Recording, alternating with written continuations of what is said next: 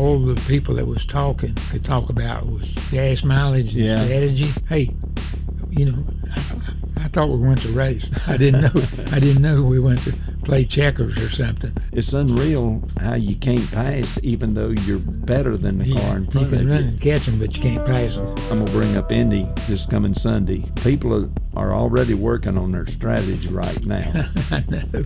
Yeah. Based off of what they've seen this past week. Off of what took place. And the only thing that can mess that up very much is an accident. Yeah, to have a caution out of sync. Out of sync. Yeah. Okay, I was in Pocono and you was in England, and now we're back in Richard Petty Museum in Level Cross, North Carolina. Back home feels good, man. Yeah, but how'd the race go?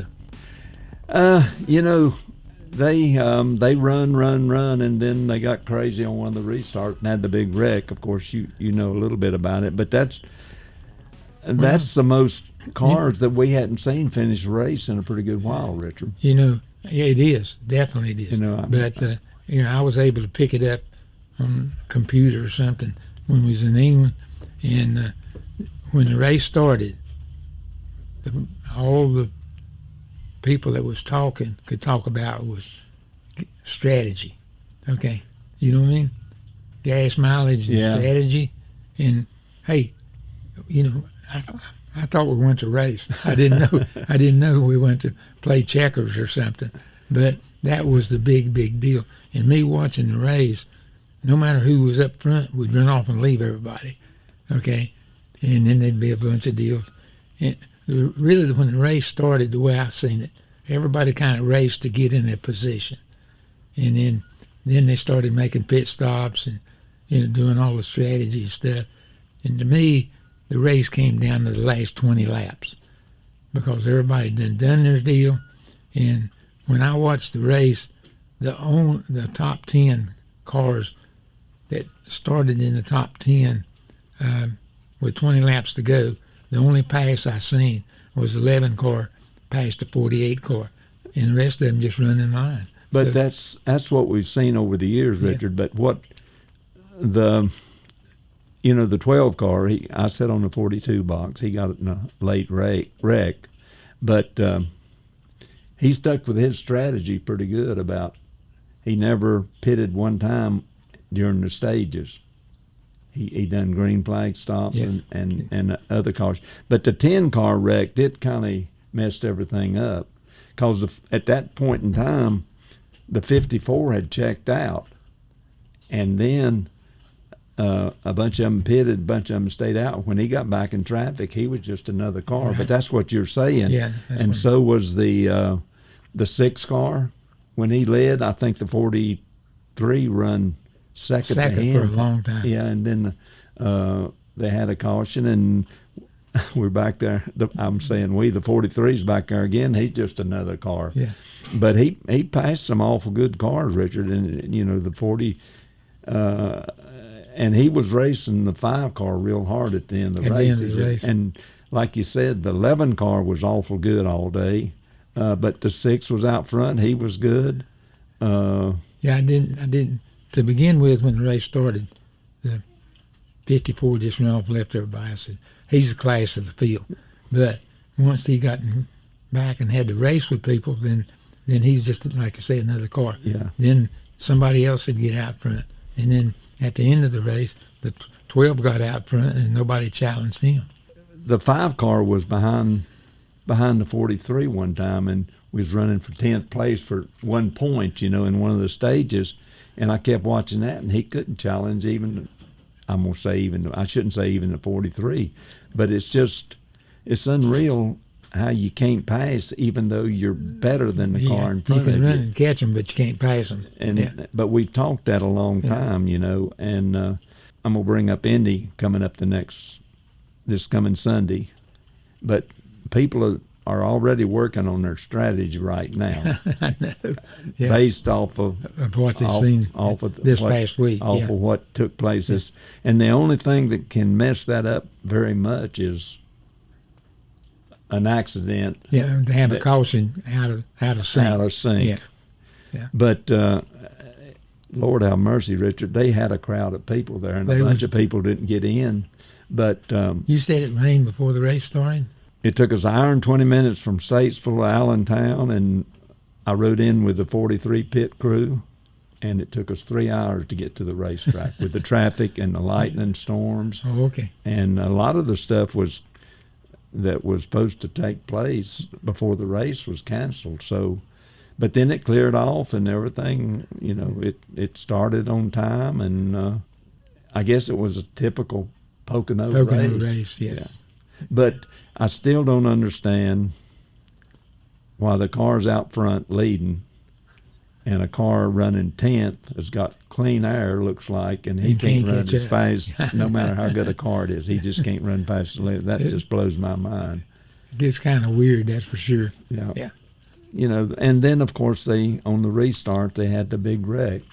Oh, yeah. They always have them. Oh, boy, what? But they get desperate. The poor Wade car, he got in another crash. He's just having a heck of a time. Yeah, but he was struggling big time before that. Yeah. See, that's the deal. When you're struggling, you do things that you're not supposed to do to try to keep from having to struggle, and that's when they get in trouble. I watched it, and maybe the 8 car did block twice, but you can't let off on these cars because they got no throttle response to get it back up. And so if you ever let off, but you lose your momentum. But I sat on the 42 box. I'm repeating myself, but he missed the big wreck because he had stopped on that caution and put on 2 tires, so that got him out of that pack. Okay, got him in front of him. Yeah. But then on the next one, he was in the big right in the middle of it. There's about 3 of them in it, so I don't know, but.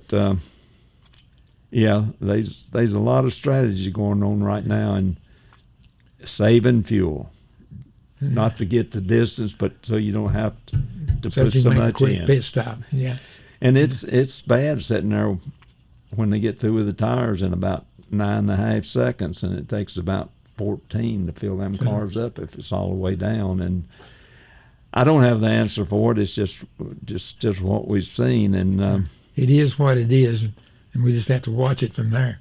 But they got pit road speed up there. But that was one of those tracks when we raced up there, meaning me and you could come down pit road pretty fast up there, probably about 100 and. Ever how fast you could run. How fast you can run down that straightaway. And that's a long pit road. And it's wide, so. There's plenty of room. Yeah, but I think the fans enjoyed what they seen, and I left a little bit early, and there was a little bit of traffic, but not much. But it was a typical race, and of course we're going to Indianapolis. We get to go to Indy and see what happens at Indy. Okay. Okay. On the big track, not the road course this time. Not the road course this time.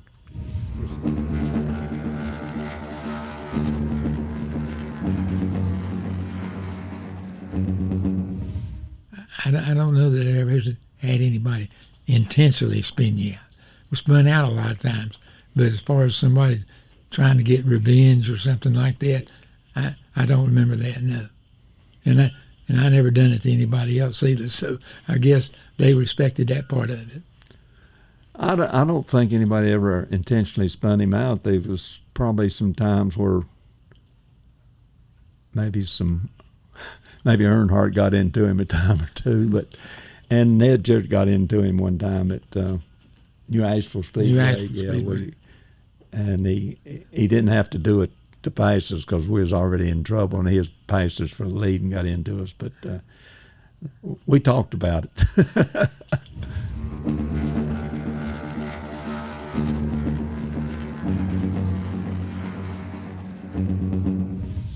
We went up there in, 71, 72, 73? 72. Okay. They finally cleared it up. USAC had a 500-mile race. And we on our weekend off. And we went up there for a couple of times, and then NASCAR went. And we won one of the USAC races, and we won the very first Cup race that they had, Pocono. I always liked the racetrack because there was 3 different racetracks, and the corners were different, straightaways were different. So I don't think we ever won a race after that, but we always run good at Pocono, so I always look forward to going there. Yeah, I don't know what they call it, 3 corners or 6 corners, but you hurt your neck pretty bad one time coming off the tunnel turn. Well, and that's when I broke a wheel. That didn't have nothing to do with the racetrack, I guess.